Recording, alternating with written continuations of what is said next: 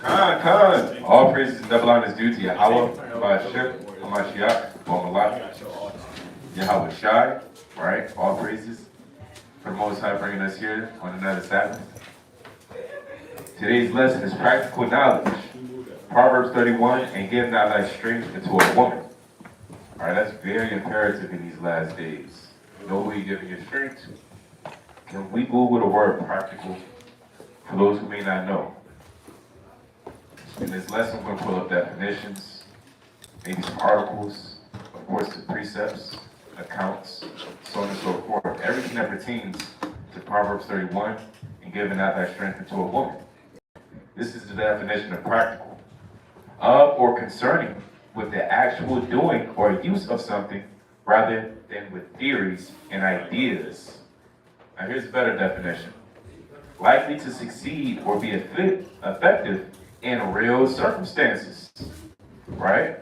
We don't deal with geometry on the day-to-day. We don't deal with science on the day-to-day.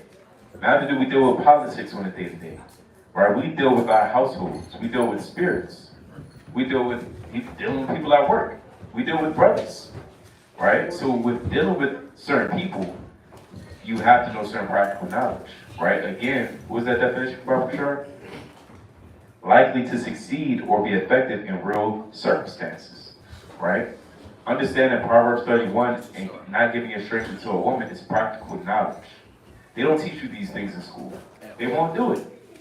They'll teach you how to, the basics, the fundamentals, a little bit of 1+1, certain words, but they don't teach you real life scenarios, real life situations. They don't teach you how to be prepared, but the scriptures do. And that's what's beautiful about the Bible. All right, so can you bring out Proverbs 3 and 5? The book of Proverbs, chapter 3 and verse 5, and it reads thus. Trust in the Lord with all thine heart, and lean not unto thine own understanding. Read it again.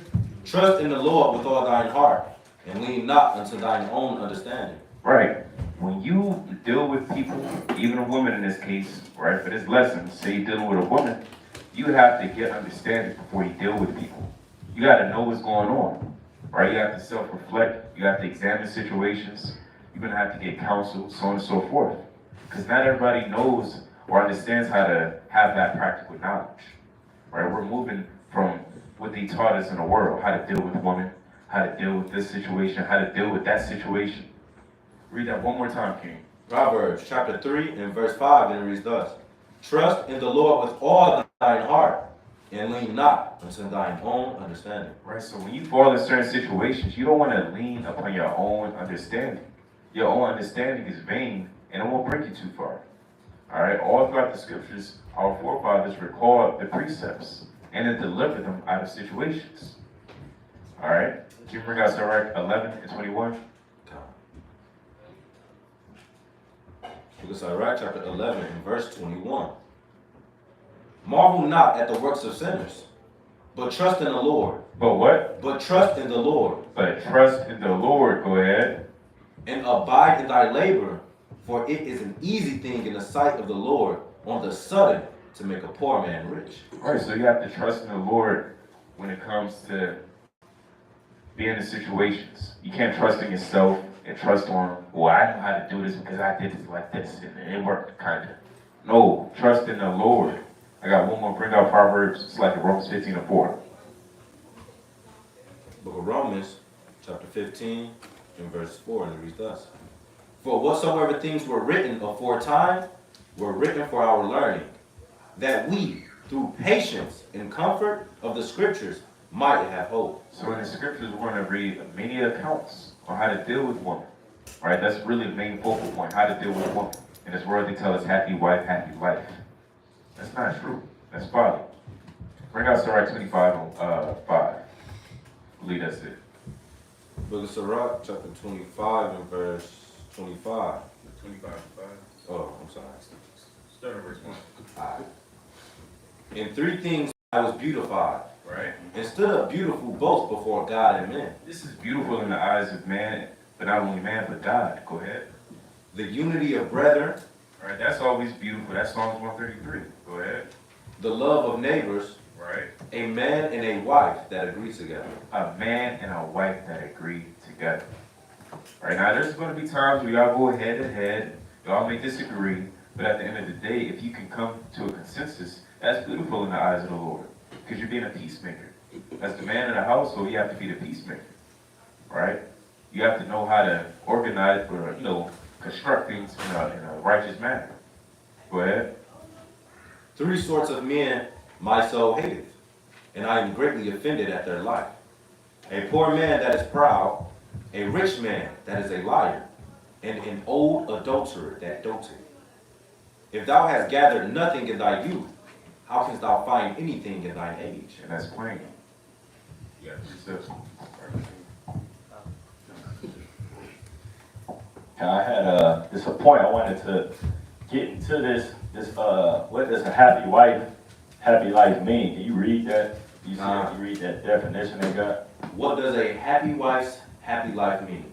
The phrase happy wife, happy life is most often used to suggest that a marriage will be well maintained and enjoyable if a partner makes their wife happy first and foremost. So hold on, so a man's happiness doesn't matter then, is what this is saying. As long as your wife happy, it's all good, man.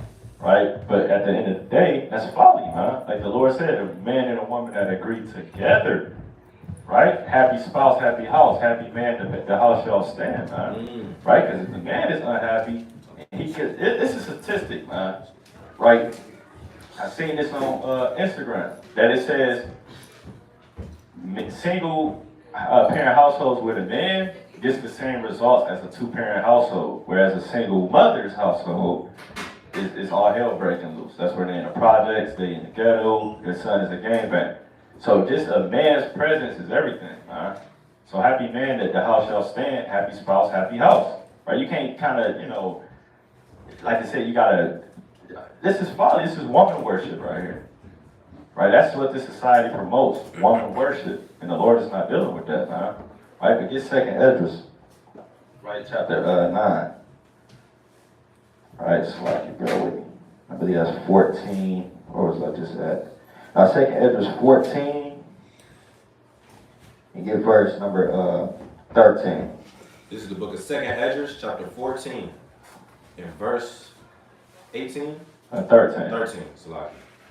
Now therefore, set thine house in order. The Lord said, Now therefore, set thine house in order. right, so the Lord told Ezra to set his life in his house in order. And guess what, man? Some things that's ordered in your household might not make your wife happy, man. Like you might foresee, because as a man you should be planning, you might foresee certain things that she's not looking at, man. Because she's thinking from that emotional standpoint. That's not to say you're not supposed to listen to your wife, right? It's like Zabot told me in my wedding, hey, you listen to your wife sometimes, man. All right? You understand? But, I mean, you can't listen to her in every instance. Happy wife, happy life. That's folly, right, Reed? And reprove thy people. Right, you got to reprove your people, Reed. Comfort such of them as be in trouble. You see that? And that's going into your household as well. You got to reprove your wife. And you got to comfort your wife as well, man. Right? You can't be a lion in your household. Right? Kind of saying, hey, man, I ain't giving my strength unto you. I ain't buying you that teddy bear to make you feel good. I know your mother just died. And you can't be a nigga, man. Right? You have to treat them as the weaker vessel.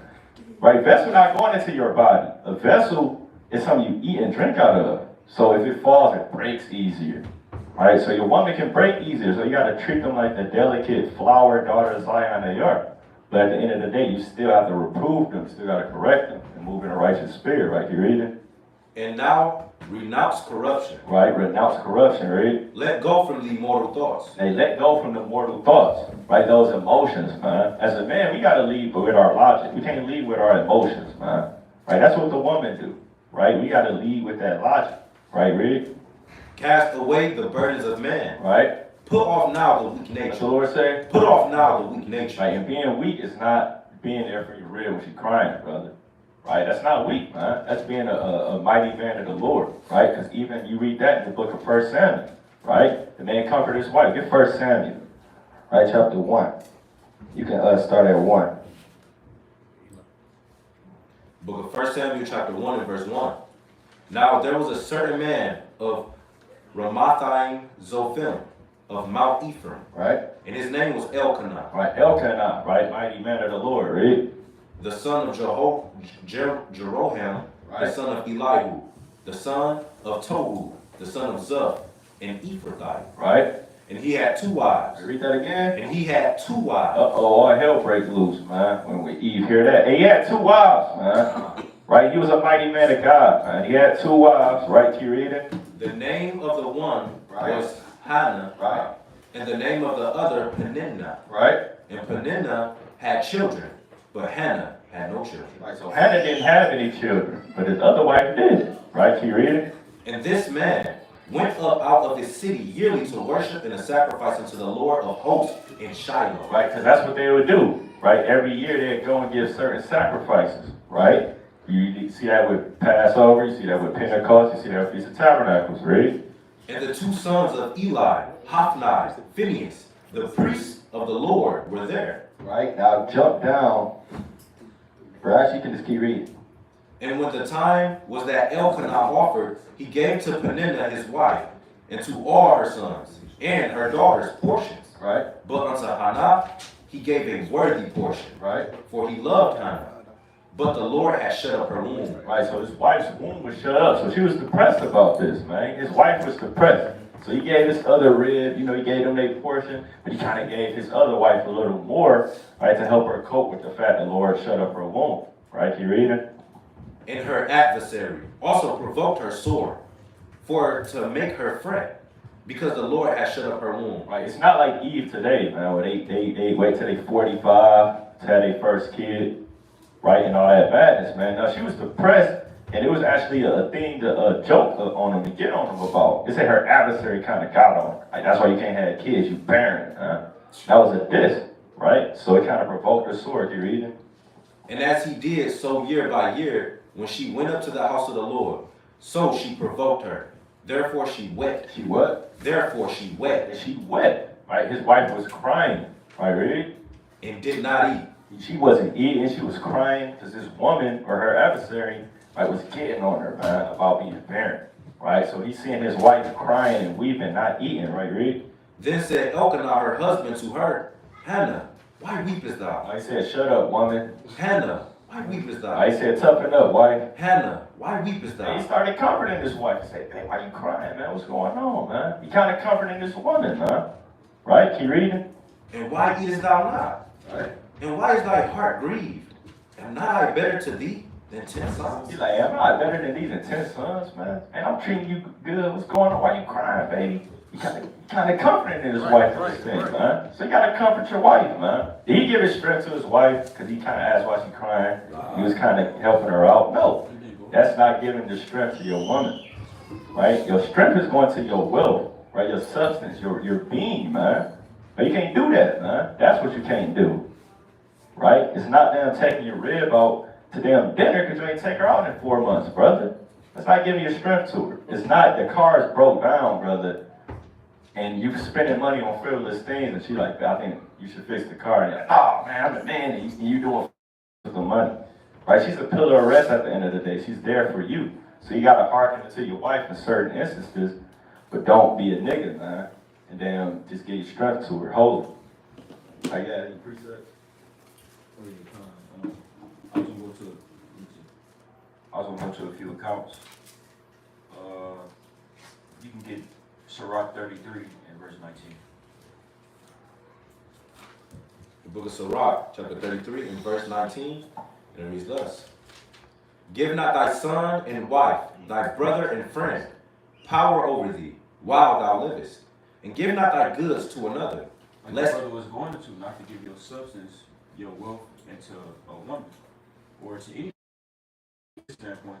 Right, continue. Lest it repent thee, and thou entreat for the same again. As long... Right, so you can't allow anybody to basically destroy your worth, or for you to go make them let you go off, basically. Mm-hmm. You know. So let's get Job. I want to get an account. Job chapter 2 verse 7. It was more on that. Now you can read more. As long as thou livest and hast breath in thee, give not thyself over to any. Right, not even your coworkers or your boss, your manager. They say, I want you to work a few more extra hours for the Sabbath. For Friday. And it's the Sabbath coming in. And it's about to be, midnight. You can't do that. You gotta say no. Or find a new job. It's the same thing with your household, your wife, your children. Right? We gotta put the Lord first above all things. That's in let's get Psalms real quick.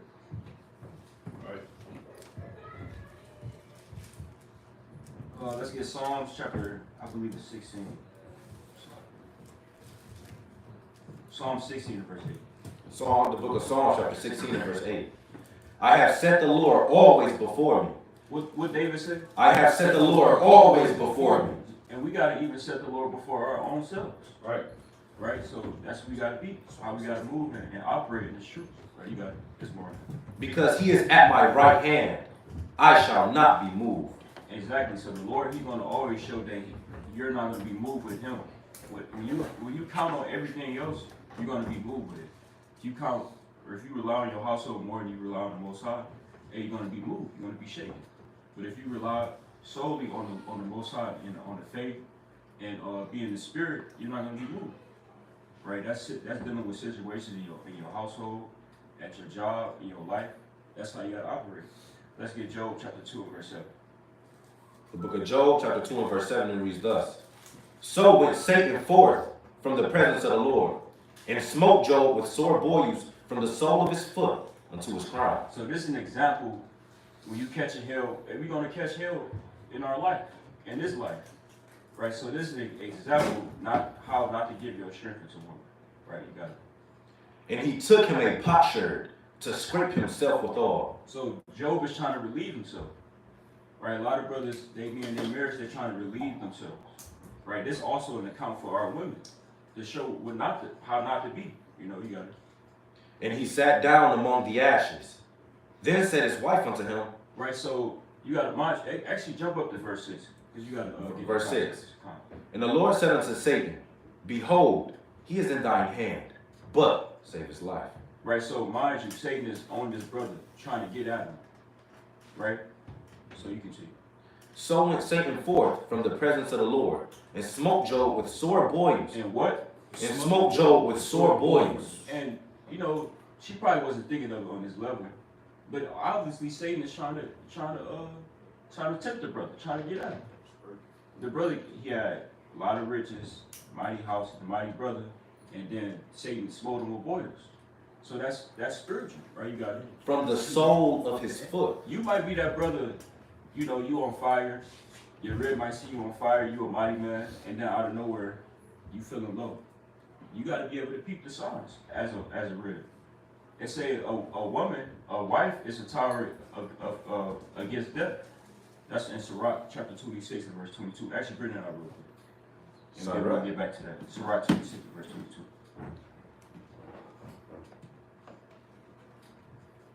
Book of Sirach, chapter 26 and verse 22, and it reads, An harlot shall be counted as spittle, but a married woman is a tower against death to her husband.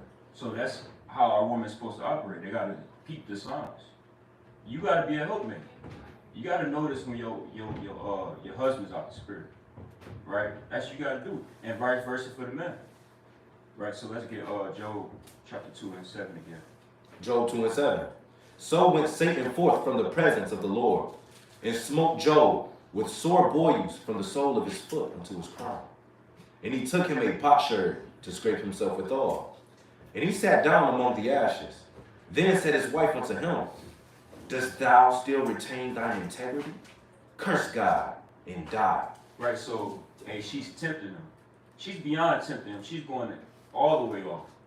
Right, she said, curse God and die, because this man, he had a low estate. He's falling from where he was supposed to be at, right? But what did Job do in this situation? Did he go off with her? Nah.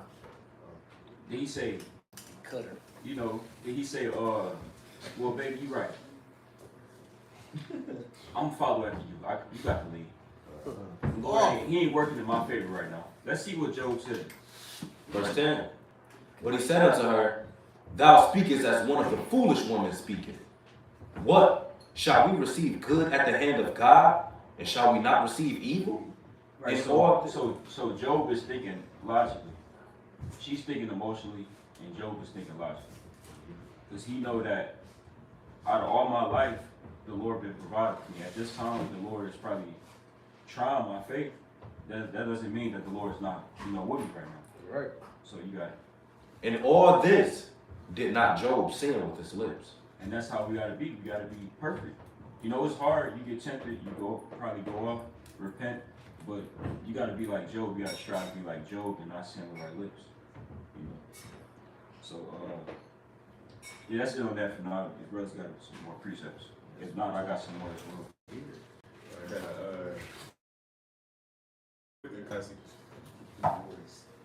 Tobit.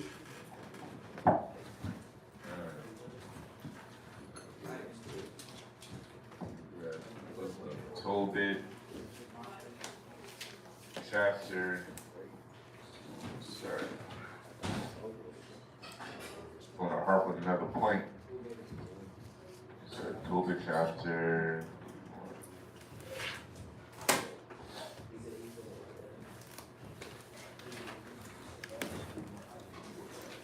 3. Select here.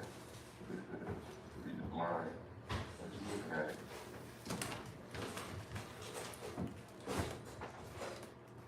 Yeah, Tobit chapter 2, verse 11. It's the book of Tobit, chapter 2, and verse 11. You said verse 10. Verse 10. And I knew not that there were sparrows in the wall, and mine eyes being open, the sparrows muted warm dung into mine eyes, and a whiteness came in mine eyes. And I went to the physicians, but they helped me not. Moreover, Achiacharus did nourish me, until I went into Elimus. And my wife, Anna, did take women's works to do. I want to pause, right? She saw the situation her husband was in. You know, she's moving in the spirit. She didn't call him nigga. She didn't say you off, you was wicked, you got judged. She didn't move in the spirit of Job's wife. She didn't say Chris died and died. And she kind of did woman's work. And she did what she had to do. She's been a Proverbs 31 one on down one. Go ahead.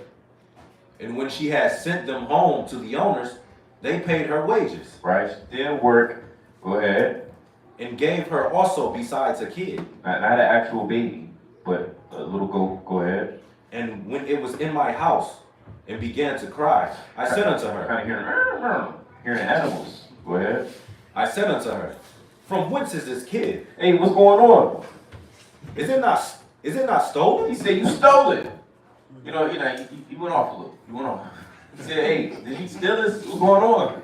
You know, he's blind, he can't see, he's trying to make it a situation. And what did she say? Render it to the owners, for it is not lawful to eat anything that is stolen. He just assumed. For the evil suspicion. He went off. But let's keep reading. But she replied upon me, it was given for a gift more than the wages. Howbeit, I did not believe her, but bade her render it to the owners. And I was abashed at her. But she replied upon me, where are thine alms and thy righteous deeds? Behold, thou in all thy works art known. Can you hold that, bring out Proverbs 15:01? This is a mighty account. Again, she didn't curse at him. She didn't kind of wow out. This is how a woman should respond, you know, in the midst of a heated discussion. Proverbs chapter 15 and verse 1, and it reads thus. A soft answer turneth away wrath, but grievous words stir up anger. Right. She gave soft answers. She said, hey, I didn't steal it. Hey, where are your arms at? Hey, that's a mean point. He said, where are your arms at? Are they not here before you? Yeah, she didn't call him blind, that, you know. I had to do it. See what I did? It's my kid, actually. It's not yours, it's mine. You gotta have it. She said, where are your arms? Your arms is right here. She could spiritually discern that the Most High gave this to him through his arms. She had to help him see that, even though he's blind. I just wanted to let me back and make a quick point. She basically she bigged the brother up in the midst of telling him he was wrong, right? You know, that's a mighty account. She literally said, like, this is your arms. Like, no, The Most High gave you this, you know what I mean, through the Spirit. So that's what I like. If my woman would have said this, I'm like, yeah, you're right, yeah. That's right, you do. You don't have to humble down. You got to. Because that's what a soft answer does. You know, when Eve gives a soft answer, they don't understand like how important that is. How that just heals everything. A soft answer is mighty. It just calms everything down a little bit. It's cool. But the majority, we know what it is. We always hear something. We always gotta hear some back talk. Well, it's just, you want more long. Oh no, that's not helping. The words you say, are they gonna help or are they gonna heal? The same goes with the man. You can't just say, you do the business. Proverbs 31. You either hurting or healing. You gotta remember that even in the midst of arguments and conversations. Are you hurting or healing? Right. It's all right, chapter 25, verse number 23. It says, a wicked woman abateth the courage, maketh an heavy countenance and a wounded heart. A woman that will not comfort her husband in distress, maketh weak hands and feeble knees. So, a woman got more power than they may think, man. Right. Right? It can make your damn knees feeble, man. Right? Goddamn, imagine she would have said, shut your blind ass up, man. You too blind to see. Like, what? Imagine if she just did some nigga woman stuff, man. Just start getting on Toby. And cutting them down and beating them down, man. That's why you blind right now. Always blaming me and all that madness, man. I was gonna give a quote real quick. They say a nation is just as strong as their woman. So you look at that because the woman is supposed to raise the children. Right. And the man got to be the example. So like the brother said, like our women are very, vital to our nation and our man. Real quick, Eve, they raised in this society, so they come into this truth and they understand they gotta submit and things like that. They say us in this truth, we make it seem like they're not important, but you're very important. You submit to your husband, you raising the children is some of the most important things you can do in the nation. Because how do you get mighty men of the Lord, mighty sisters? They're raised by their mother. I mean, it's simple. So you're very important. Being a wife and comforting a man that's in this truth, risking his life to feed the sheep, serving the Lord, that's literally the mightiest thing you can do. Women are extremely important in that role. Right. And if you don't think that, look at all the accounts in the Bible that, men that were super mighty, and look at their mothers. Look at Samuel and then look at his mother. Mighty mother. Look at Solomon and then look at his mother. Look at Yahushua and look at his mother. Mighty mother. That's a fact. See that? So the mothers is important. Don't ever think you're not important, sister, because a man saying you gotta submit to your husband, raise some kids, man. Right? That's mighty work, man. Right, that's right. To the Lord. You got a point of precept? I want you to read the Sirach 25 and 23 in GNT.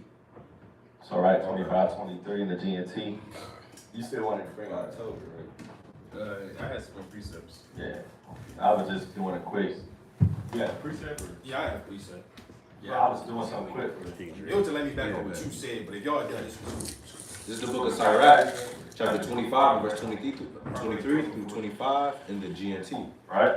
A bad wife. A what? A bad It wife says a bad wife will make her husband gloomy will make her husband gloomy and depressed. and depressed. You kind of worry about happy wife, happy life, but your happiness ain't his happiness, man. Your happiness and joy should come from your husband's happiness, man. When your husband is happy, you should be happy. Thus says the Bible. Right? Your desire, your lust, your meaning should be to make your husband happy. And that doesn't mean you don't matter. Right? Because if he's happy, he's serving the Lord, he'll serve you and his household. We raise up a mighty family. You got a point? I was just gonna say, the Lord said, your desire shall be to your husband. That's in Genesis. So you're not going with the Lord program, then you're going off. And break his heart. Right? Show me a timid man who can never make up his mind, and I will show you a wife who doesn't make her husband happy. You see that? Dang, a timid man that can't make up his mind, it said that's a wife that don't make him happy, man. Sin began with a woman, and we must all die because of her. Don't let a bad wife have her way any more than you would allow water to leak from your cistern. You can't let a bad wife have their way in this thing, man. All hell be breaking loose. Brother had a precept to let me back. Proverbs 12 and 4. Proverbs 12. Book of It's gonna Proverbs. let me back to what Kabash said and what was just brought out. The book of Proverbs, chapter 12, and verse 4. Alright? A virtuous woman is a crown to her husband, but she that maketh ashamed is as rottenness in his bones. So you got, it's a two-way street. You know, you got the virtuous woman, she gonna be a crown to her husband. Then you got a wicked woman, she gonna make him rottenness in his bones. But how she played it in Tobit, she was a crown to her husband at that moment instead of being that rottenness like Kabash was Right. speaking about. Fact. And Yard down speaking, she could have did all type of niggatry and just been pure rottenness. You blind nigga, this and that. But no, she was a crown. Say, look, King, this what your arms got us. You always putting in arms and doing good works. This is what the Lord brought to you. That's been a crown. She basically placed a fat gold crown on his head. Yeah, And after that, it goes to the yeah. next chapter. Ain't even none of this talk. Yeah, right. Go to the next chapter. The Lord ended it off just like that until the second chapter. I go to the next chapter. I mean that crown to your husband, man. Cut it off and turn it back on. Virtuous woman be that crown. Don. Can you bring out, I got another account. Can you bring out Genesis 31 and 31? Bring that up. Book of Genesis, chapter 31. And it reads, and Jacob answered and It's said, like, you saw verse 30. verse 30, and now, though thou wouldest needs be gone, because thou sore longest after thy father's house, yet wherefore hast thou stolen my gods? Laban speaking to Jacob. Where are my gods at? Go ahead. And Jacob answered and said to Laban, or Laban, because I was afraid, for I said, peradventure, thou wouldest take by force thy daughters from me. Right. With whomsoever thou findest thy gods, let him not live. Right, he said, okay, you know, whoever got the gods, they kill him. Go ahead. Before our brethren discern thou what is thine with me, and take it to thee. For Jacob knew not that Rachel had stolen them. Who stole him? Rachel had stolen them. Oh, boy, keep going. And Laban went into Jacob's tent, and into Leah's tent, and into the two maidservants' tents, but he found them not. Then went he out of Leah's tent, and entered into Rachel's tent. Now Rachel had taken the images. What'd she do? Now Rachel had taken the images, She took them. Go ahead. and put them in the camel's furniture, and sat upon them. And Laban searched all the tent, but found them not. And she said to her father, let it not displease my lord, that I cannot rise up before thee, for the custom of women is upon me. And he searched, but found not the images. She kind of hiding it. Yeah, that's deceptive. All hell breaking loose. And, Go ahead. and Jacob was wroth. He was what? Jacob was wroth, Go ahead. and chose with Laban. See, now Jacob told with the Laban because of these stolen items.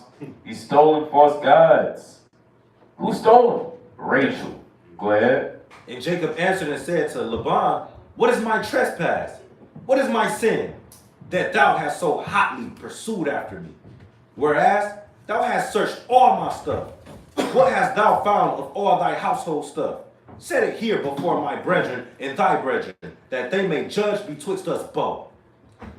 Now with that, we're going to jump to Genesis 35. So we know that Rachel took him. She went off. And that's not looking well to your household. That's not looking well at all. Before you get that, can you bring out Proverbs 31 and 26? Proverbs 31 and verse 26. And it reads thus. She openeth her mouth with wisdom, and in her tongue is the law of kindness. I mean, that wasn't displayed. Now, again, we know we all fall short, but just accounts. Things we're in a poor time we're in for now. It's like an now for our learning understanding. But in that moment, she didn't display that. She didn't have no law of kindness in her tongue. There was no wisdom coming out. So, I don't know where it is. Go ahead. Verse 26. I'm sorry. 27. She looketh well to the ways of her household, and eateth not the bread of idleness. Hey, but she wasn't looking well to the household. She wasn't considering everybody. And now you have a Laban and Jacob driving. Yeah, it could have been worse. Laban could have died. Jacob could have died. Anything.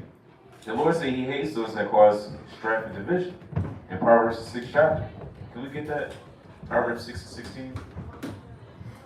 We'll find out a few of the things that the Lord hates. Book of Proverbs chapter 6 and verse 16, and it reads thus. These 6 things doth the Lord hate. Yea, 7 are an abomination unto him. A proud look, a lying tongue. A what? A lying tongue. A lying tongue. Go ahead. And hands that shed innocent blood.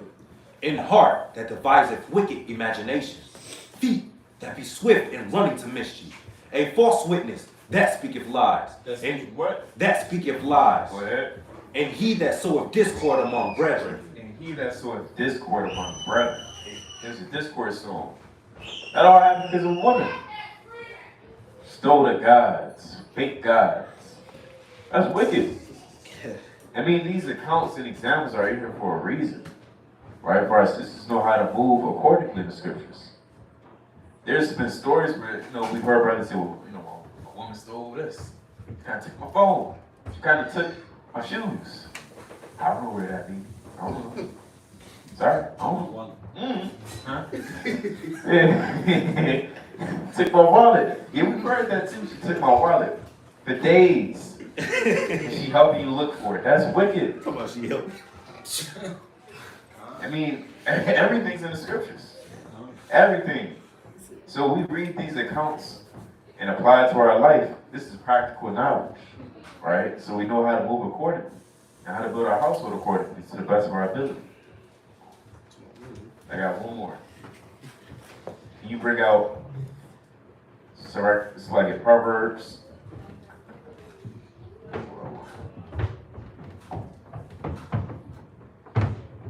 That was it. I think that's it. Yeah. Oh, you can bring it.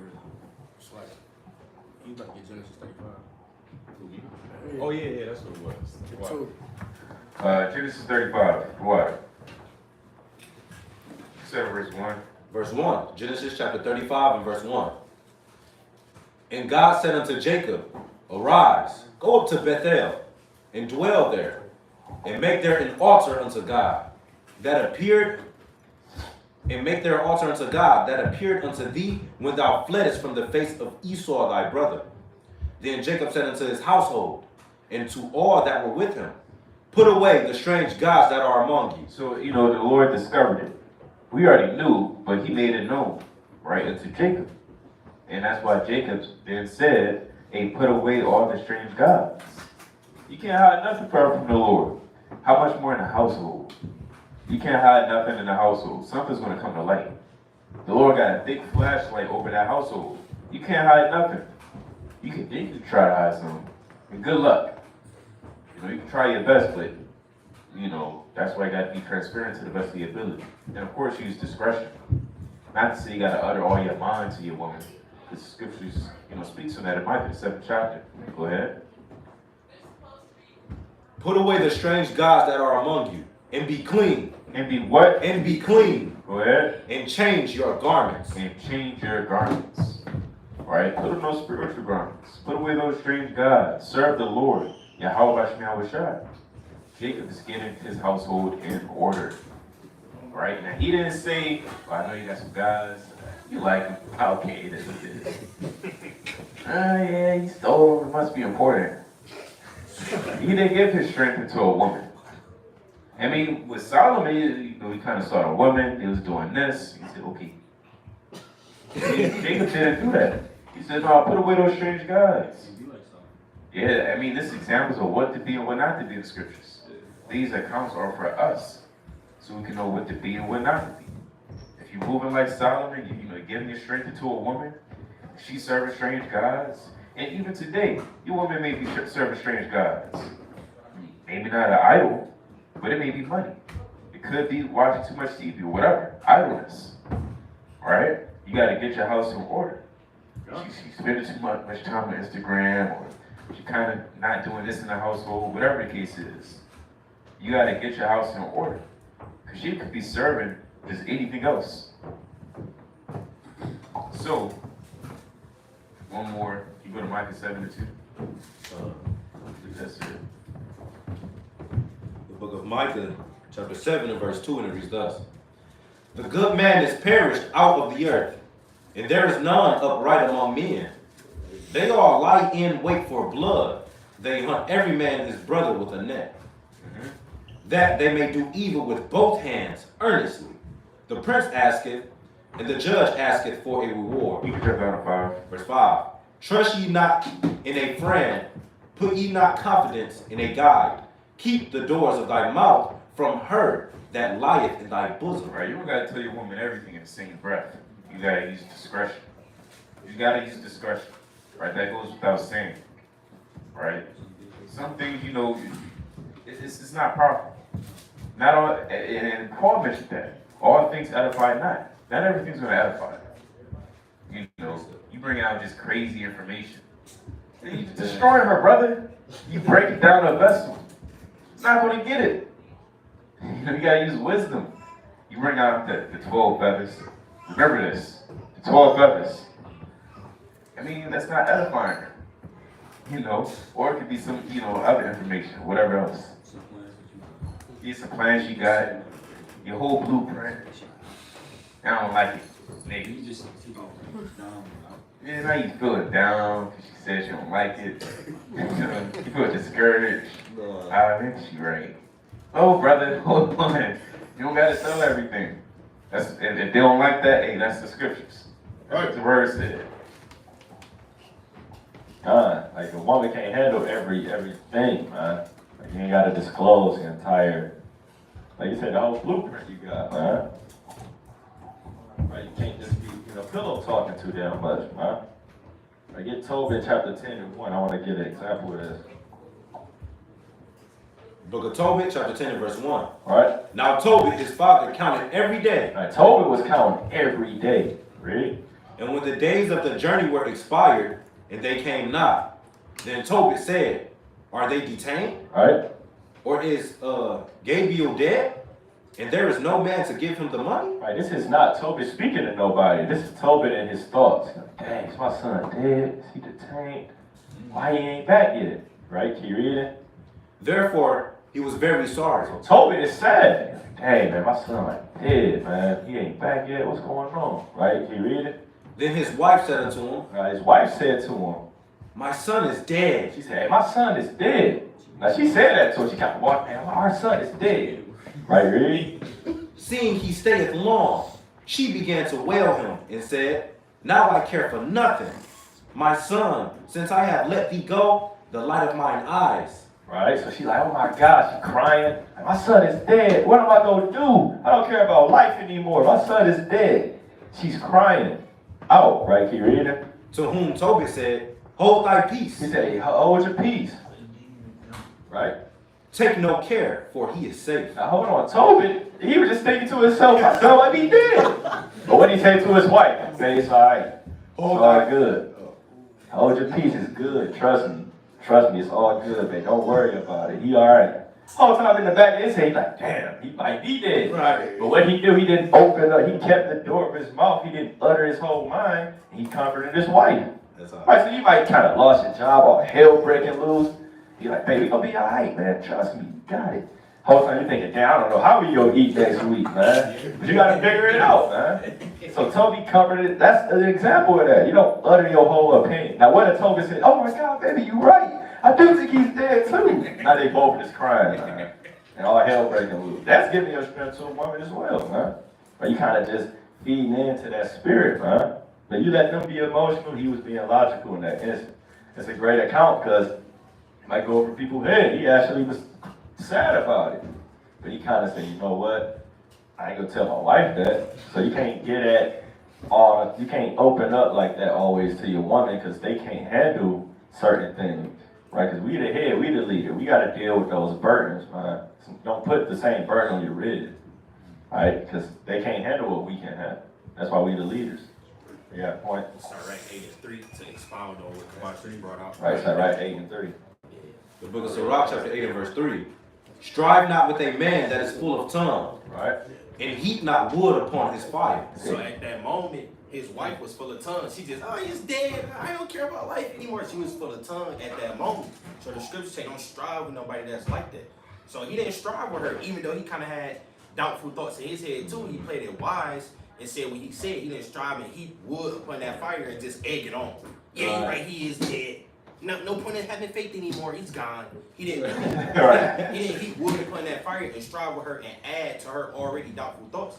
He played it just how he was supposed to and say, look, hold your peace aside. And if he would have moved to her spirit, he'd have been emotional. Exactly. Yeah, he would have been moving in emotion. But as a man, you got to think, dang, he probably is all right. Let me just have the faith, man. Yeah.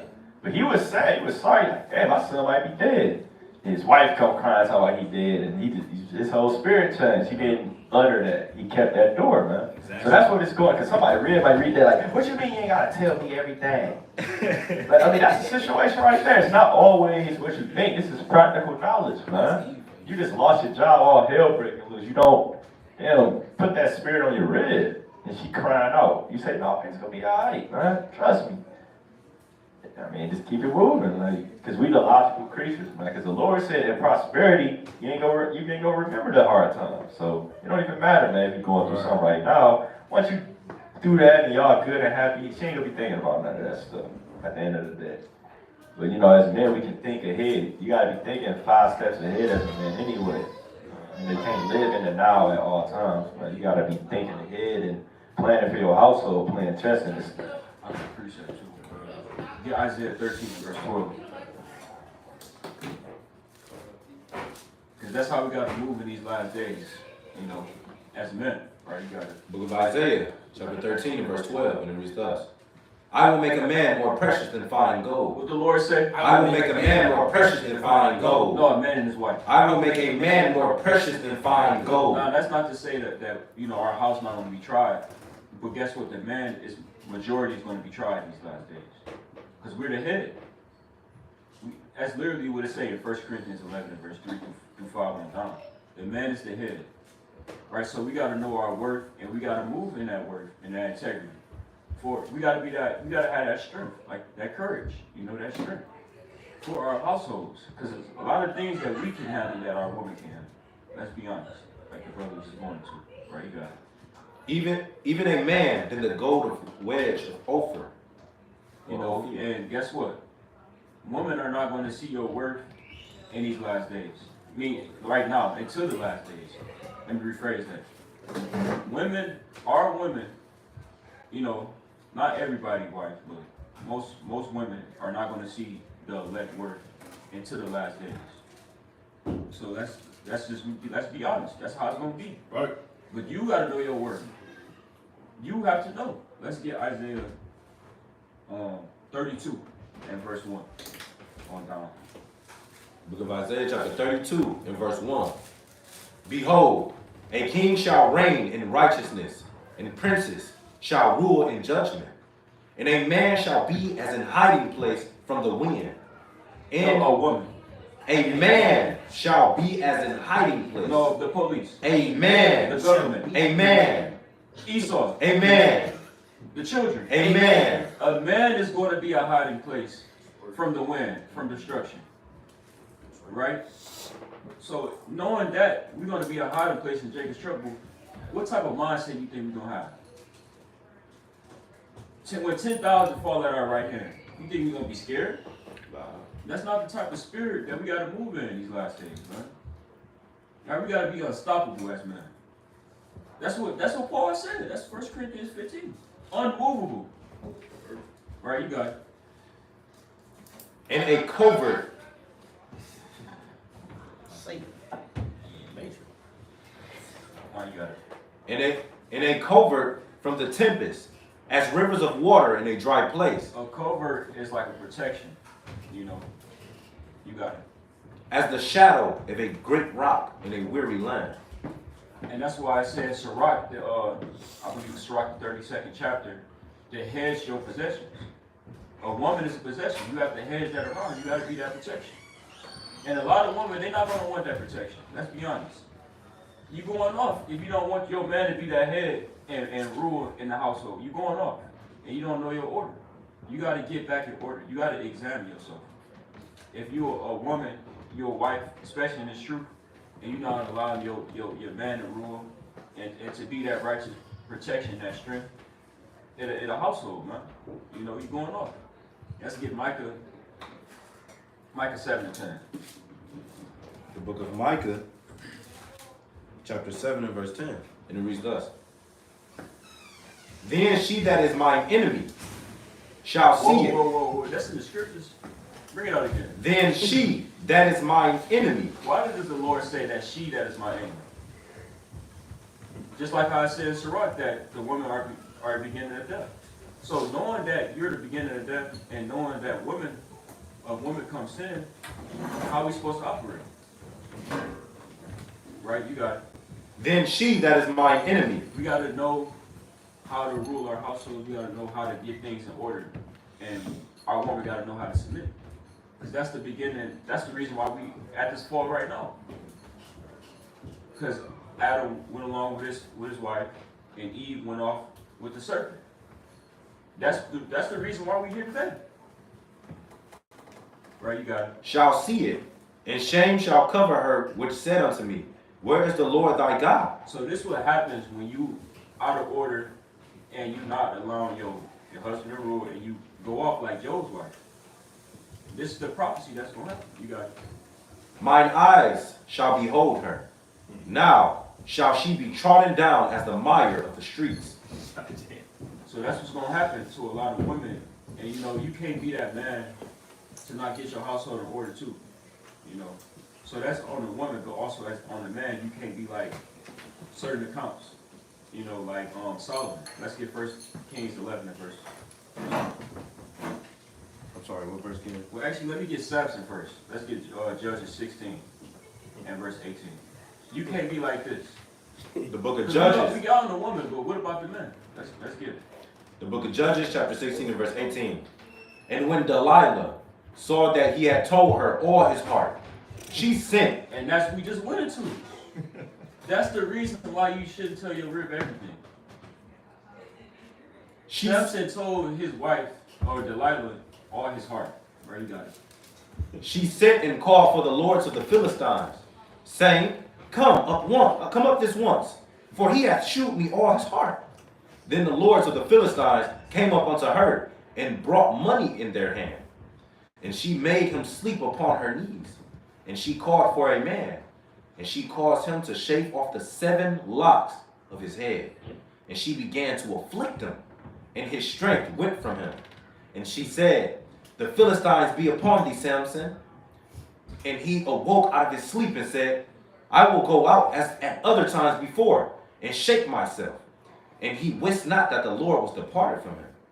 But this shows you like the condition of the battle. Not only do we have to fight ourselves, but we got to fight spirits and Satan attacking us via our women, you know, and via us, you know. But in this account, Samson put himself in that situation. Let's be honest. God. Right, you got it. But the Philistines took him. So you got to be accountable too.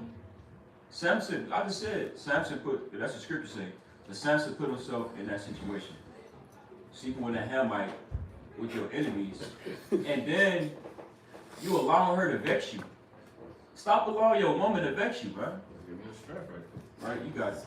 So like I got a point too. Before this, she just kept asking what's your strength, and she kept doing it. And so you just didn't see the signs. Right. You gotta see the signs. It's like allowing your woman to vex you is giving your strength. Here it is, you out the spirit because y'all was arguing over the toilet seat not being done. Now you ain't studying. Now you mad all day. That's giving your strength to your woman, man. But the Philistines took him and put out his eyes and brought him down to Gaza and bound him with fetters of brass, and he did grind in the prison house. Howbeit, the hair of his head began to grow again after he was shaven. No, it's serious. Like this is like literally like marriage is serious, life and death, man. So like, even though it's small, you gotta know how to operate in small situations, big situations. You gotta know what to say, you know when to say it, how to say it. You gotta know a lot. You know, you gotta know how to move. You gotta know these accounts, man. It's very vital. Thank you. So I just wanted to, well, yeah, precept, yeah. book of Sirach, chapter 9 and verse 2. And it reads thus. Give not thy soul unto a woman to set her foot upon thy substance. Meet not with an harlot, lest thou fall into her snares. I mean, that's pretty plain. Can I bring it out one more time? Give not thy soul unto a woman. Right. To Giving your soul, I mean, giving your soul isn't saying, baby, I love you, you know, get a house, whatever. That's not giving your soul into her. Right? Go ahead. To set her foot upon thy substance. Right, it's more so, again, just we're going to keep harping on it and reiterating it. That's giving your strength into it. Right? Your substance, just everything to it. Right? Trying to make that happy life, happy wife type of marriage. I was gonna say one quick thing. You know, she's your possession, you're not her possession. Right. So you gotta go about it as in that aspect, in that mindset. You know. See, that'll make you happy. Elevate your life. Like Eve would say, you know, the money I make is my money. Money you make is ours. Hold up. That's not how it works. Go ahead. Meet not with an harlot, lest thou fall into her snares. It don't need with no harlot or else you're going to get jammed up. And a harlot, you know, that can be somebody of your own nation. A harlot isn't always a heathen woman. A harlot can be someone in your own nation. Alright? A nigga sister. I have a quick point on that verse. When you read it in the GNT, it say, do not surrender your dignity to any woman. That's kind of... Yeah. You can move out of the word dignity, but I'm sure. And you know, and nowadays, man, Jake allowed Eve to get his dignity, man. And it's really because Esau set our woman on the pedestal. That's Jeremiah 31:22. It say, it's a new thing in the earth, a woman shall compass a man. You know, so now that woman got a little power to them, Jake just bowed down on them. But it don't matter how much you got, you might have nothing. You still don't let a woman take your dignity, man. That's all you got. Yeah. Integrity and dignity. And it was a video clip I saw, and it was an Eve, an older Eve and an older couple, and the Eve was so mad and jealous at the man because he couldn't deal with her. Like she was off, like she was rebellious, and they split up. Mind you, they in the world, you know, they Jake and Eve, right? And this man, he wasn't able to see his 3 daughters. You know, I believe this was like on the show, like a mirror show or something. And she was lying on him like he was touching his daughters. That's why I kept him away. Yeah. And I never touched my daughters. And don't lie to me like that. But that right there shows you he kept his dignity, man. And then when the truth came out, that she lied. Yeah. You know. But I just wanted to give that example. You know, Jake don't have nothing, but don't let no woman take your dignity. I was gonna say, yeah, women are extremely evil, man. Right? That's why Solomon said what he said. Out of 1,000, I found one. Out of 1,000, I found none. Because even though in the world, man, you know, I'm probably older than brothers. A lot of women have kids, whatever. I'll be talking to them, dealing with. And why the baby daddy not? Like, why is he always the bad guy? It's like something is wrong here. Like, what did you do? Man. Why is every baby father a bad baby father? That's not the case. I actually know brothers who deal with situations where they just jealous because he got another wife. He got a new girl, so they keep him away from the kids. A man would never do something like that. Ever. You understand? Women are extremely evil, man. So you gotta watch them, man. Here's an account laying back off both points. You can bring out 1 Kings 21, classic. Not giving your strength to a woman, understanding the nature of a wicked woman. So you got it. The book of 1 Kings, chapter 21. And also not telling you woman everything. You got it. Verse 1. Got it. And it came to pass, after these things, that Naboth, the Jezreelite, had a vineyard, which was in Jezreel, hard by the palace of Ahab, king of Samaria. Go ahead. And Ahab spake unto Naboth, saying, Give me thy vineyard, that I may have it for a garden of herbs, because it is near unto my house. and I will give thee for it a better vineyard than it. Or, if it seem good to thee, I will give thee the worth of it in money. Okay. Go And ahead. Naboth said to Ahab, the Lord forbid me, that I should give the inheritance of my fathers unto thee. That's a noble thing to say. Right? Go ahead. And Ahab came into his house heavy and displeased because of the word which Naboth the Jezreelite had spoken to him. His mind's not right. You're the king, brother. You don't need all this land. You don't need it. You're the king. Go ahead. For he had said, I will not give thee the inheritance of my fathers. And he laid him down upon his bed and turned away his face and would eat no bread. Just spirit jumping, covenant. Nothing in the world should make you move like that. Or whether when you just, oh, His possession. yeah, when you need his possessions. Full of spirits. Yes, what? Like that kid. How? Yeah, it say he laid him down upon the bed and turned his way. And turned away. It's like, mind you, You gotta picture it. mind you, Ahab was like a mother's boy. He was mama boy. And a lot of the situations where men don't know how to rule their households because they're a mother's boy. And they moving that in emotion. They don't have that man as an example. Yeah, it really got detailed. Go ahead. But Jezebel, his wife, came to him and said unto him, why is thy spirit so sad, that thou eatest no bread? And he said unto her, because I spake unto Naboth the Jezreelite, and said unto him, give me thy vineyard for money, or else, if it please thee, I will give thee another vineyard for it. And he answered, I will not give thee my vineyard. And that was his first mistake. Power to his wife. That was his first mistake. Can you bring out Micah 7 and 5 again? He blew it. You should have said, well, nothing. Well, just meditating. You could have said anything else but that. Go ahead. Micah chapter 7 and verse 5. Trust ye not in a friend, put ye not confidence in a God. Keep the doors of thy mouth from her that lieth in thy bosom. Right in thy bosom. Go ahead. Oh, you can jump back to All right, yeah. 1 Kings 21 and verse 6. It's like verse 7. 1 Kings chapter 21 verse 7. And Jezebel his wife said unto him, dost thou now govern the kingdom of Israel? Arise and eat bread, and let thine heart be merry. I will give thee the vineyard of Naboth the Jezreelite. How? You should have said, what do you mean you started something? I wouldn't do that.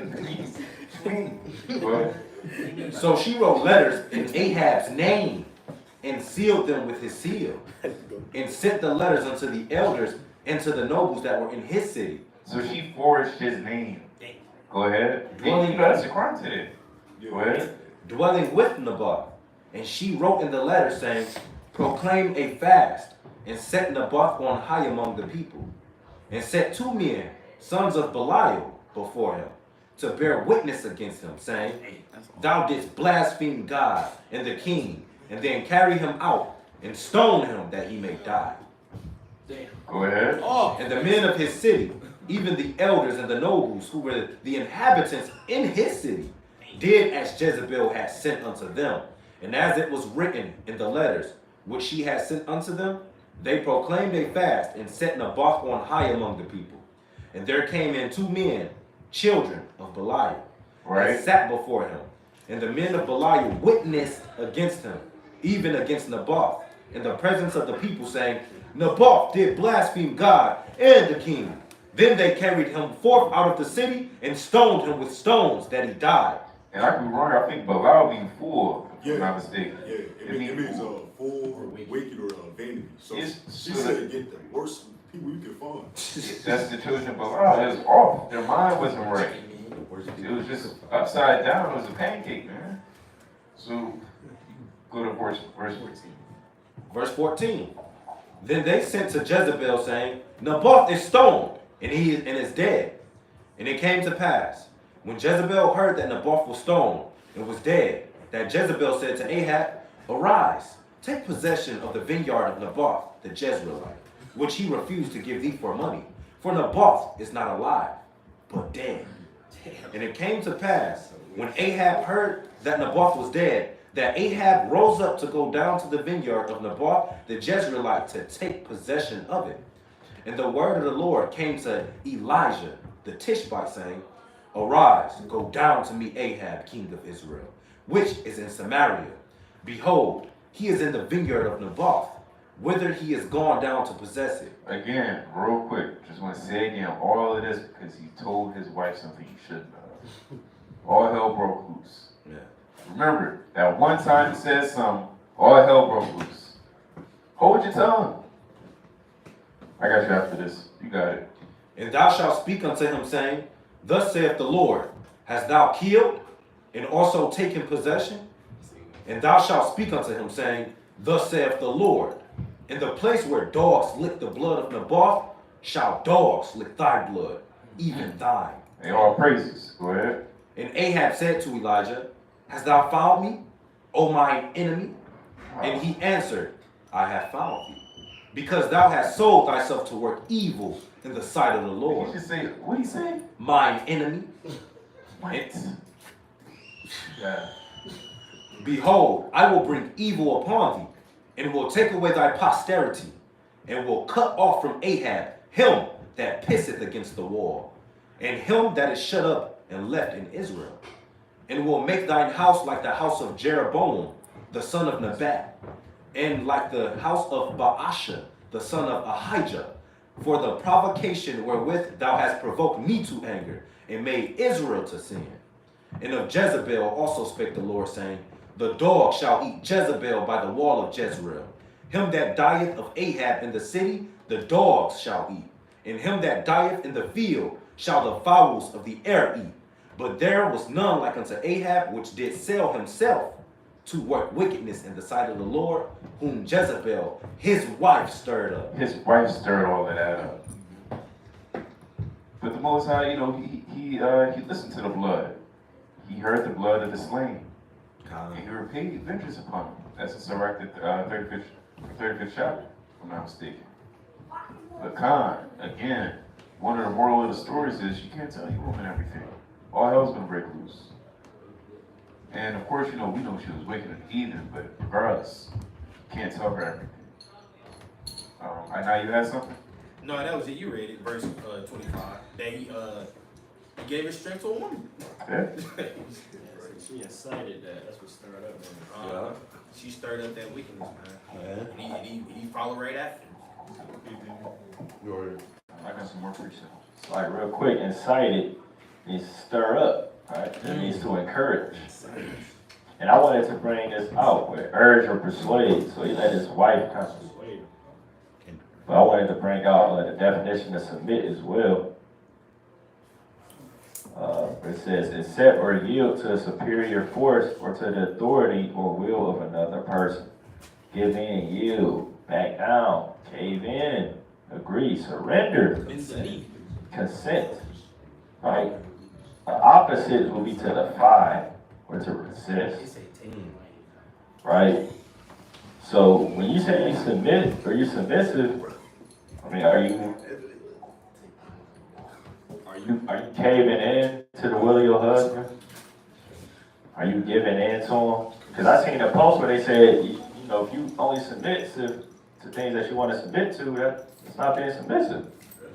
Right? Submit is to yield or give in to somebody else's will. That's the definition. Right? So to submit is to literally back down, endure, bend the knee, adhere to, agree to, consent, conform to another person's will. Kind of deal with it. Alright? As long as he in righteousness. 1 Corinthians 11 and 8. Right? Get that. 1 Corinthians 11 and 8. I got a quick point. They submit to Esau, Please. You go to work, you submit to the workforce. But when you come home. Nah, nigga. No. You know my Lord. You hear no in everything but kind. right? That's off. That's not being sincere. The Lord, jam you up for that. 'Cause, that's respected persons too. The book of 1 Corinthians, chapter 11 and verse 8. And it reads thus. Right? For the man is not of the woman, but the woman of the man. Right? Neither was the man created for the woman, but the woman for the man. Right, so the woman was literally created for the man. That's her purpose, is to serve the man. And again, that doesn't mean you're unimportant. That role is a great role. Men need women. We need that peace. We need that help me. We need that. But the key word, we need that peace. We don't need you there just with folly, man. We don't need that. Right? We don't need a woman there bringing bad spirits and energy. We need a woman to be peace and to raise children in righteousness. That's the point. Right? That's the point of a woman. I was about to say, can I get a point? Precept? Both, I understand.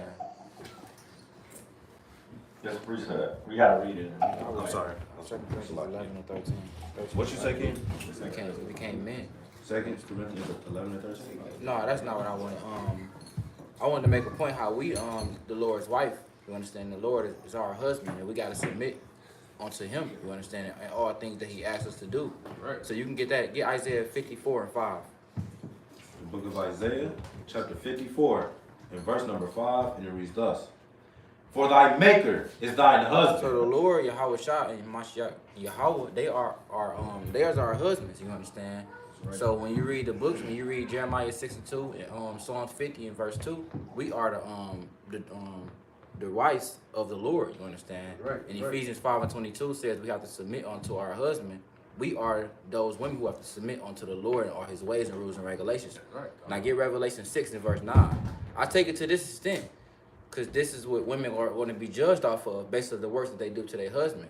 You understand? We got to submit unto the Lord so deep that we got to give up our heads for the Lord in our life. And all you got to do is submit and just say Revelation 6 and 9. Book of Revelation 6 and 9. And when he had opened the fifth seal, I saw under the altar the souls of them that were slain for the word of God. They were slain because they submitted unto all the rules and regulations that please of their Lord. That's Psalms 116 and 15. You understand? The Lord is pleaseful in the sight of those his saints that are slain. You understand?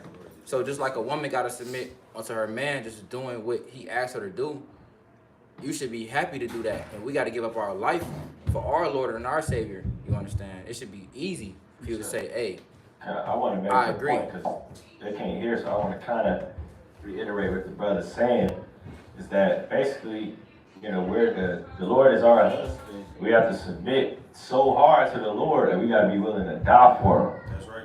And as a woman, you have to submit to your husband, right? So it should be easy for you to submit to him saying, yo, I want you to do X, Y, Z. Yo, I think I want another rib for this purpose. Yo, I think whatever. Right? You should easily submit to that because the Lord said we have to die for him. D-I-E. We have to die for the Lord. And all you have to do is shut your mouth when your husband says so. Why is that so hard? Right, but that's their path. That's something they got to deal with. That's something they got to fast and pray away. Because it should be simple, man, to submit to your husband. But you know what it is? It's the Willie Lynch letter. It's the spirit of Esau. It's what the society pushes in raising a woman up. If we was to go back in time and just observe a household in ancient Israel, we would probably be confounded, mind blown. Right? It'd probably be so in order we just couldn't even imagine or fathom it, man. You see that? So that's a mighty point the brother made, man. We got to be willing to die for the Lord. And guess what? We got to obey every single word that the Lord says. Everything. I can't say, well, you know, submit to that, but I can't deal with the pork, Lord. I'll submit to everything, but that one thing, I can't do that. The hints I never knew thee. Right? I mean, that's wicked. Right, so you can't kind of submit to some things your husband say, but other things you can't get with, and threaten to leave him or take his children from him because he kind of keep leaving his drawers on the floor or whatever, man. Right? So like how they say, they don't want to submit. So what if a brother say, I don't want to submit to that scripture and say, provide for my household? Right. Right. But let's get like, you know what? I don't agree with that infidel scripture. Right? You understand? That's nuts. So we got the Your brother got the Willie Lynch letter, too. this Apollo, he got the Willie Lynch letter. This is the breaking process of the African woman. The what? The breaking process of the African woman. Right, we know that's an Israelite woman. Right? This is how they broke our women. Right? Esau, he was prophesied on the left-hand side, man. Right? To a T, he explained you so-called black and Hispanic women. Right? Bring it up. It reads thus. What page is it? Page 17. Yeah, page 17 in the Willie Lynch letter. Therefore, we shall go deeper into this area of the subject matter concerning what we have produced here in this breaking process of the female nigger. Right. We have reversed the relationship in her natural uncivilized state. She would have a strong dependency on the uncivilized nigger male. You see that? And she would have a limited protective tendency toward her independent male offspring and would raise male offspring to be dependent like her. You see that? Nature had provided for this type of balance. We reversed nature by burning. He said we did what? We reversed He nature. said we reversed nature. It's a woman's natural state to be submissive. Right? But Esau said, I kind of reversed nature, man. And now you're making sons that's dependent like you. Right? Bring it up. By burning and pulling a civilized nigger apart and bull whipping the other to the point of death, all in her presence. Right? See that? So they'll beat you down in their presence, man. They beat us down in the presence of our women so that they wouldn't feel protected by us. Once that protection is going, right, they feel like there's no need for a man. That's what we're there for, to protect and to provide for them. So why would I submit to you when you get beat down by a so-called white man? Why would I submit to you when my uncle was on crack? My dad wasn't in my life. My brothers beat women. Why would I submit to you? You just a nigga. That's how they look at you. Because that's how they view men. Because of what Esau put in society. They listen to rap music. They dogging women out. Right? They see they own uncles, man. Pimps, man. Right? So it's like this is their view on the man. Right? Bring it up. By her being left alone, unprotected, with the male image destroyed. The what? With the male image destroyed. Now we destroy. Right? We not viewed as gold. Like the brother said, we gotta know we gold. But what most women don't look at you like gold, man. They don't really think like this, man. I'm lucky to have a man of the Lord. They don't understand how lucky they are to have you, man. They think they the prize, man. And we both are prize. No, I'm the prize, man. Wait a minute, I'm a man of God. I know the commandments. I know what no man knows. I can read the Bible and understand it. Right? Man, you gotta understand that, man. We're the prize, man, in this thing. Right? You the catch, man. You understand and can break down the Bible. You got salvation in your hands. That's mighty. Right? We go up there and shake the hand. Esau bowing down, man. The nations can't nobody, the pastor can't step to you. The Jewish man can't step. Nobody can step to us. We gonna cut them with the power of the Lord. That's right. Right? That's mighty, man. You're a prize, brother. You the rarest form of man on the planet. Right? Bring it up. The ordeal caused her to move from her psychological dependent state Right? to a frozen, independent state. Yeah, so they was dependent, but and this is, I mean, I don't even know when it was. This was what, 16, 17, 1800s? Yeah, I mean, look at today. Hey, it worked. He prophesied right through on the left-hand side. Bring it up. In this frozen psychological state of independence, she will raise her male and female offspring in reversed roles. You see that? So now the woman, it's a meme out there where it says you got the woman, I don't need a man, the girl saying, well, I don't need a man, then the son, he basically said, I don't want to be a man. So that's how it is. You don't want to be a man, they don't need a man. That's how you're raising your kids, man. For Yeah, precept on that? Yeah. Bring it up. Zechariah 1:15, forward the affliction. See that? So Esau completely destroyed us and it was planned, man. I got Isaiah 3 and 12. Whenever y'all want there.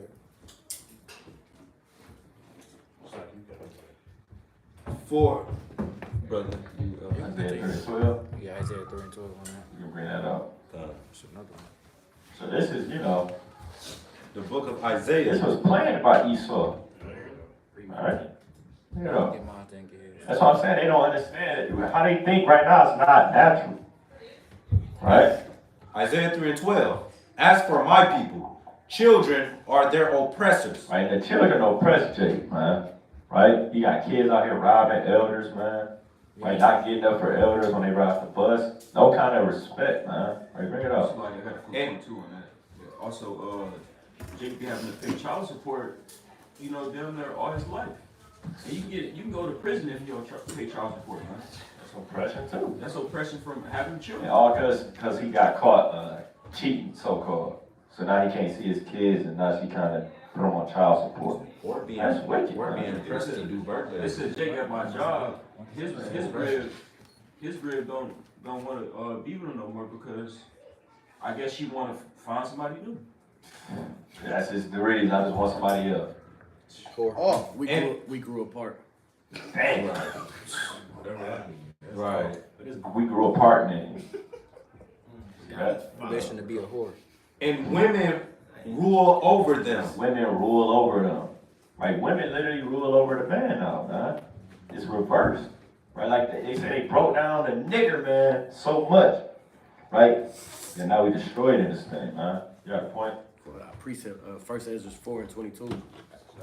I got you after, First Ezra 4 and 22. Right, this is Ezekiel chapter 16, verse 44, and it reads thus. Right? Behold, everyone that useth proverbs shall use this proverb. Right? Against thee, saying, as is the mother, so is her daughter. Right, so if you're creating women to be independent, they're going to teach their daughters the same thing. 1 Ezra 4. That's literally what Esau bred, the strong black woman, huh? The strong black independent woman. Right?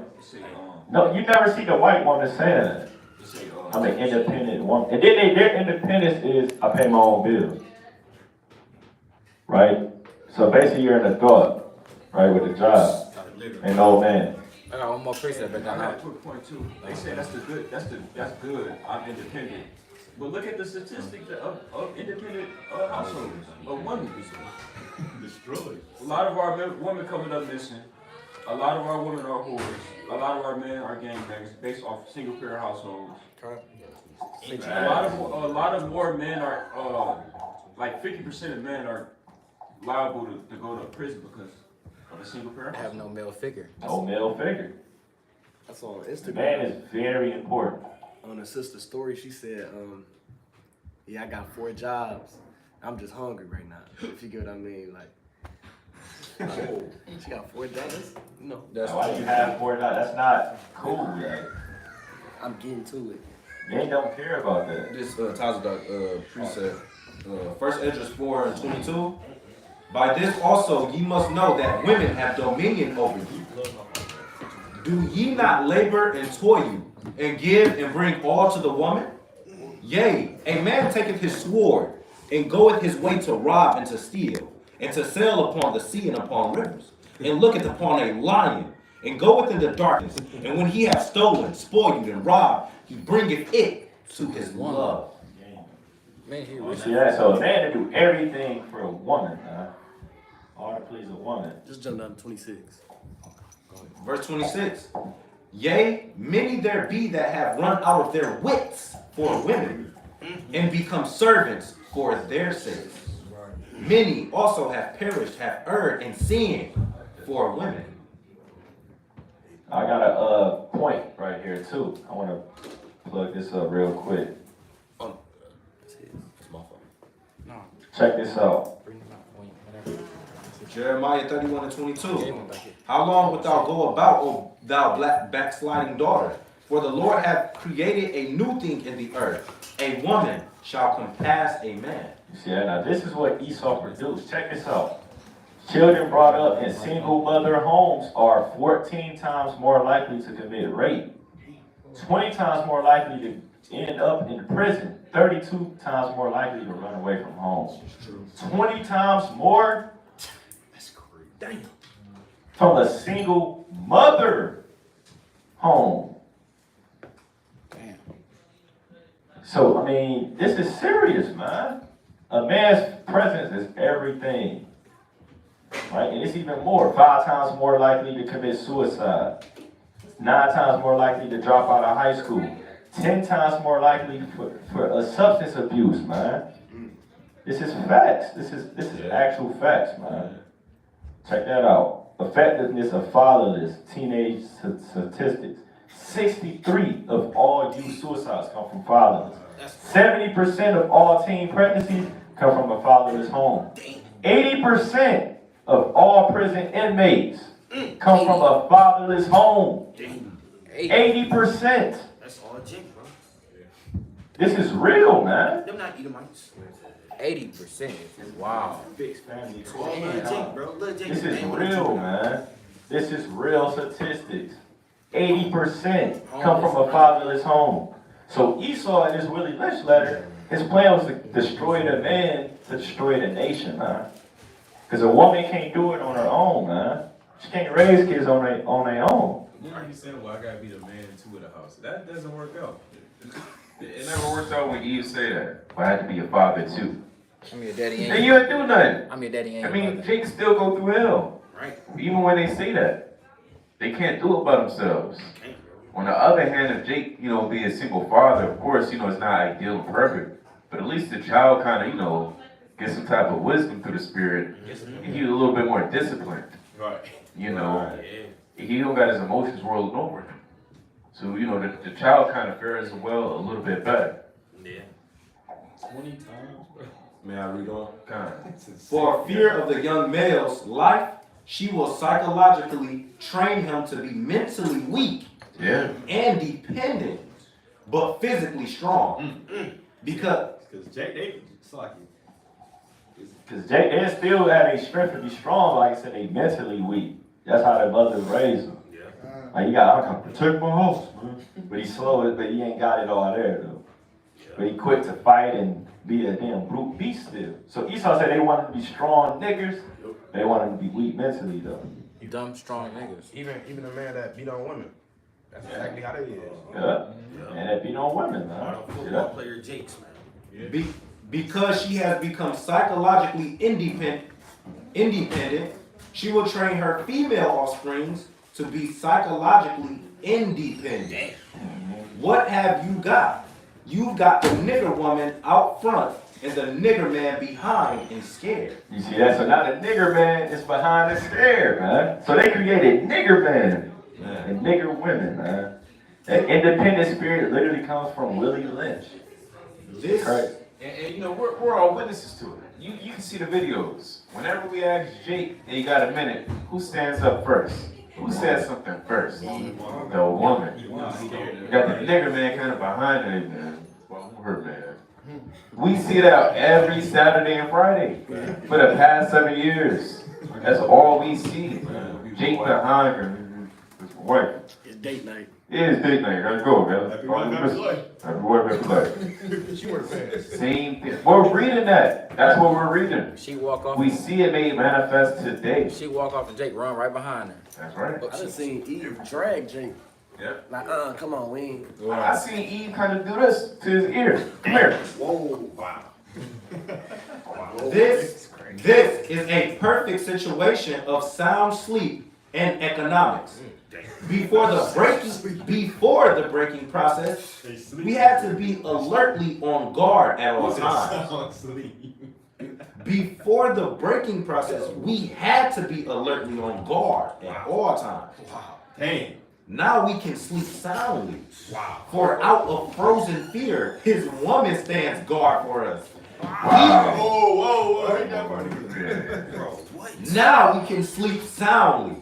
For out of frozen fear, his woman stands guard for us. So they didn't turn her against him? Yeah, basically they turn her against them. So basically our women are guard against us for Esau. Yeah. So now they like, we can sleep soundly. The women against them, they against each other. He Gotta can. keep their feet up now. They ain't gotta worry about the niggers Right. rebelling no more. Because they ain't got that family structure. The man is out the picture. The woman is against him. So now we great. Because a woman, again, that's how you know the importance of a woman. If we can destroy the man in the image of the woman, she's going to raise the children this way. This is why the woman is important. That's exactly why, huh? So don't ever think you're unimportant because a brother say, look, you got to submit. That doesn't mean you're unimportant. This is how important you are. And if you're destroyed, the whole nation is destroyed. Titus 2 and 5. Right, so they had to get us out of there and make you look at us a certain way, not submit to us. So now you're raising the children a certain way. And now 20 times more percent of them are willing to go to prison now. See that? He cannot get past her early slave molding process. He is a good tool, now ready to be tied to the horse at a tender age. By the time a nigger boy reaches the age of 16, he is soundly broken in and ready for a long life of sound and efficient work and the reproduction of a unit of good labor force. Continually through the breaking of uncivilized savage nigger by throwing the nigger female savage into a frozen psychological state of independence, by killing of the protective male image, and by creating a submissive, dependent mind of the nigger male slave. But the white man is the devil. We have created an orbiting cycle that turns on its own axis forever, unless a phenomenon occurs and reshifts the position of the male and female slave. We show what we mean by example. Take the case of the two economic slave units and examine them closely. Damn. But that's the Bible that's gonna reshift. You bring up Psalm 83. Dang. Crafty devil. Right, we reshift. First, can you bring out Romans? For sure. Psalms 83 and 1. Crazy. That's why, it's important to understand the structure of a household, what the necessary instruments you need to kind of build it up. This is practical knowledge. The book of Psalms 83 and 1. Keep not a song or a psalm of Asaph. Keep not thou silence, O God. Hold not thy peace, and be not still, O God. For lo, thine enemies make a tumult, and they that hate thee have lifted up the head. They have taken crafty counsel against thy people. Right. Willie Lynch letter is nothing but crafty counsel. Go ahead. And consulted against thy hidden ones. They have said, come, and let us cut them off from being a nation, that the name of Israel may be no more in remembrance. Right, when you take out that's what they did at first, right? They take out the man, then they dismantle the woman, and then the children. That's the proper way on the left-hand side on how to destroy a nation.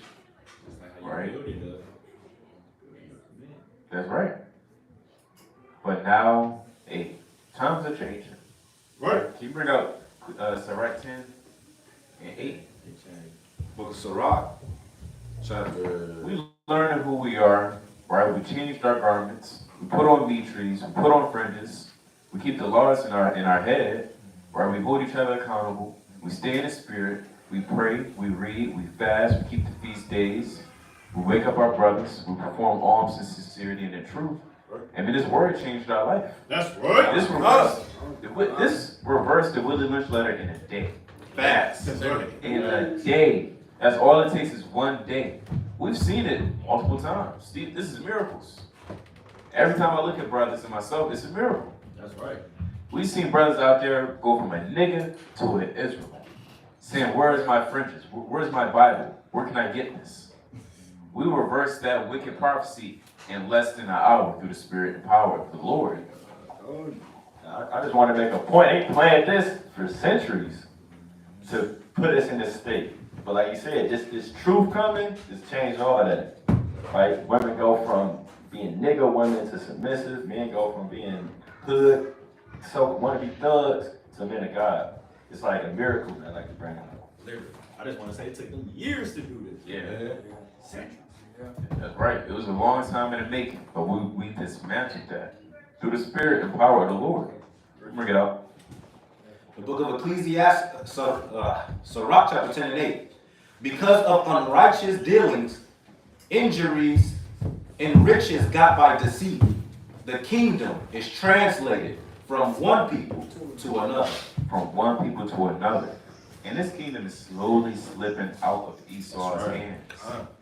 Day by day, we see what's going on with Russia, Ukraine, China, Taiwan, South Africa supposedly providing missiles to Russia to help aid them against the war with Ukraine.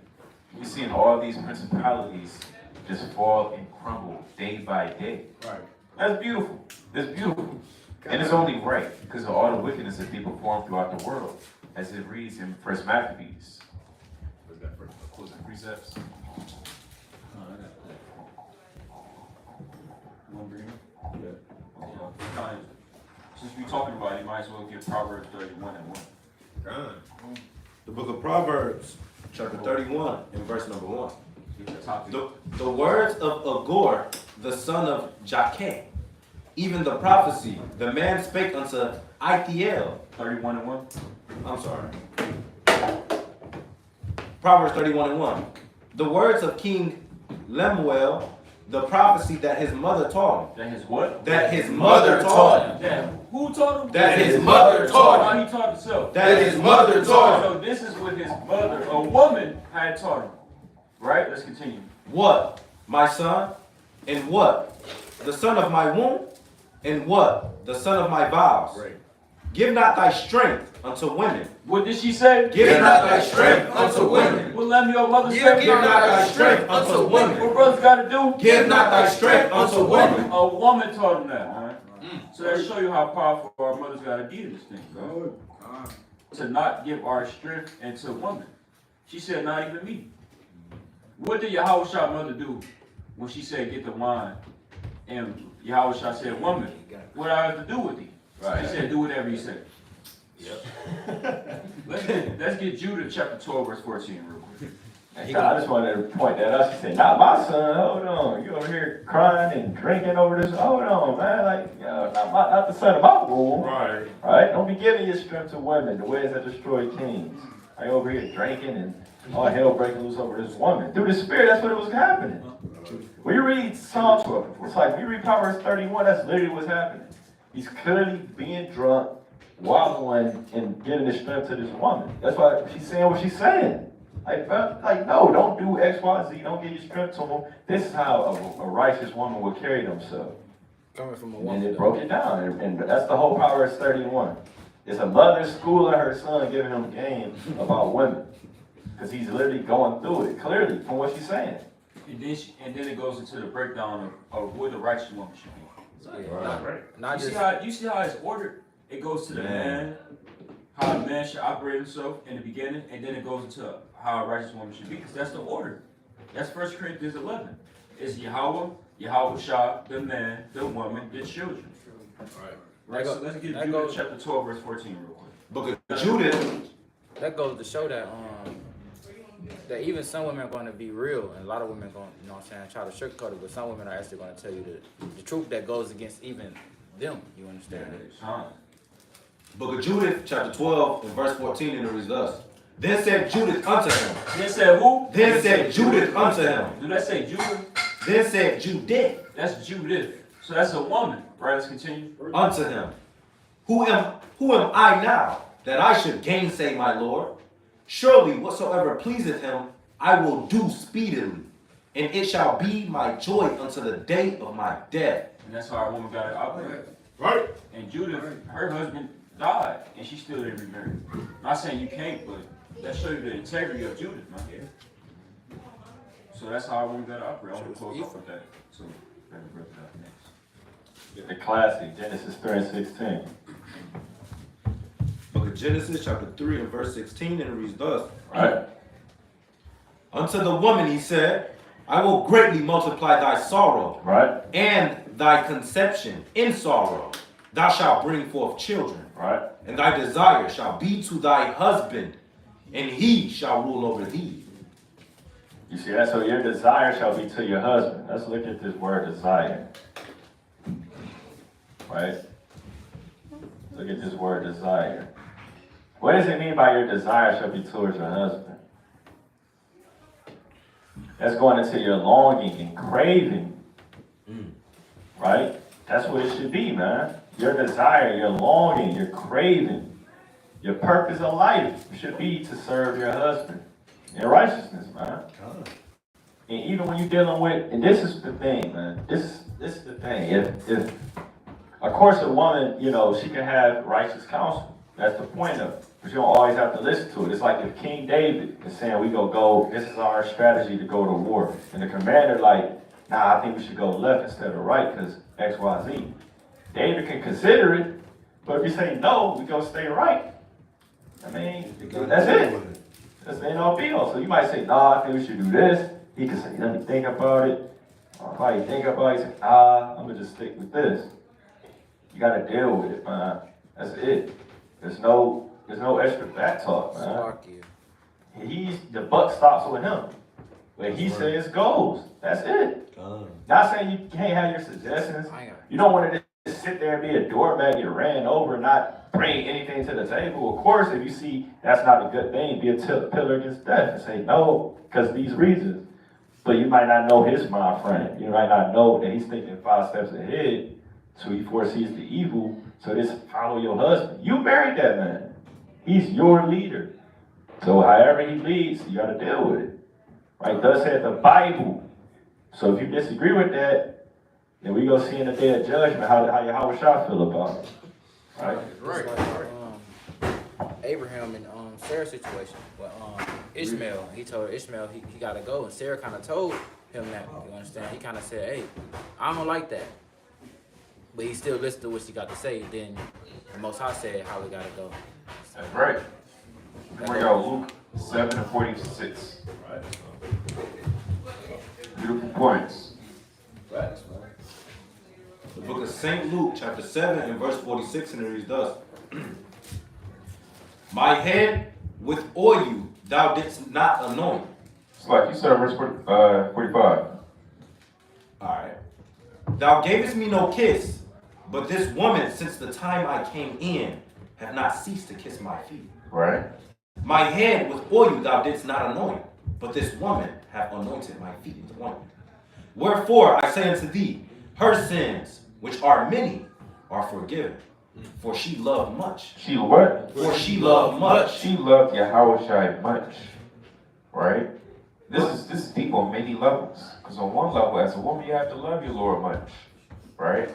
Go ahead. But to whom little is forgiven, the same loveth little. Right. And he said unto her, thy sins are forgiven. And if you love on the spiritual level, if you love the Most High, what are you going to do? You're going to go the extra mile. You're going to fast, you're going to read, you're going to study, you're going to pray. You're going to do the things that he required of you. That shows that you love the Lord a lot. You love him very much. Therefore, your sins will be forgiven. However, if your love is only this much, instead of this much, if it's only this much, a little bit of your sins will be forgiven. You're going to be protected just a little bit. Right? Your prayer is going to be answered just a little bit. But if you love him much, you'll receive your due reward. That's right, brother. Which is the protection of the Lord. Right? The promises and every other comely thing that the Lord has. Even in the household. How much do you love your husband? How much do you love your wife? Do you love him this much? Are you putting this much effort in or that much? You reap what you sow in this thing. Right? And this is practical knowledge. That's the Sabbath service. Right? Practical knowledge, Proverbs 31, and giving out thy strength to a woman. But with that, shalom, shalom, shalom. Shalom. Kwame Shrub. Kwame Shrub.